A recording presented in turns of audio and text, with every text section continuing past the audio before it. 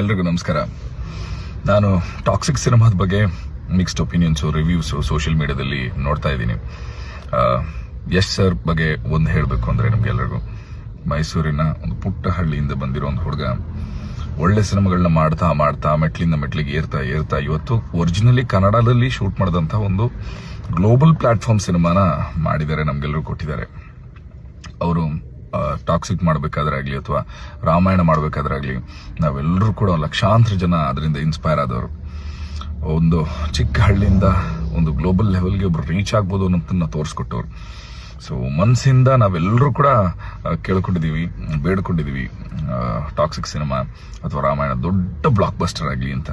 ಆದರೆ ಇವತ್ತಿಗೆ ಈ ಸಿನಿಮಾ ಬಗ್ಗೆ ಒಂದಷ್ಟು ನೆಗೆಟಿವ್ ಒಪಿನಿಯನ್ಗಳನ್ನ ನೋಡಿದಾಗ ಬಹಳ ಬೇಜಾರಾಗುತ್ತೆ. ಯಾಕೆಂದರೆ ಒಂದು ಹೊಸ ಪ್ರಯತ್ನ ಮಾಡಿದಾಗ ಅದು ಒಂದಷ್ಟು ಜನರಿಗೆ ಇಷ್ಟ ಆಗ್ಬೋದು, ಆಗದೆ ಇರ್ಬೋದು, ಅವರವರ ಒಪಿನಿಯನ್. ಬಟ್ ನಾವು ಕನ್ನಡಿಗರಾಗಿ ನಮ್ಮ ಕನ್ನಡದ ಹುಡುಗ ಇಷ್ಟು ದೊಡ್ಡ ಮಟ್ಟಕ್ಕೆ ಒಂದು ಹೆಸರು ಮಾಡಿ ನಮ್ಮನ್ನ ರೆಪ್ರೆಸೆಂಟ್ ಮಾಡ್ತಾ ಇರಬೇಕಾದ್ರೆ ನಾವು ನೆಗೆಟಿವ್ ಆಗಿ ಅದನ್ನ ಪಬ್ಲಿಸಿಟಿ ಮಾಡೋದಾಗ್ಲಿ, ಅದನ್ನ ಕಮೆಂಟ್ ಮಾಡೋದಾಗ್ಲಿ ಅದೆಷ್ಟು ಸರಿ?